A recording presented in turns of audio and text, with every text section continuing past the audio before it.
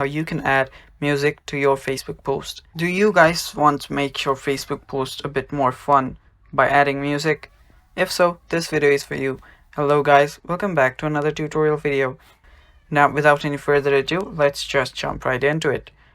First, just open up your Facebook. Now the first thing we'll do is just make a post. Let us create a post. So tap on what's on your mind and just type in whatever you want. I'm just gonna type music, and right here you will see the bar that shows you more options. Just extend that by swiping it up, and right there you will see the music's option. Tap on music and select any music that you want. Now let me just select this, and right here you will be able to add a media. Tap on add media and just select a photo. Around certified lovable. Now after you've done that, yeah, you have just added music to your post.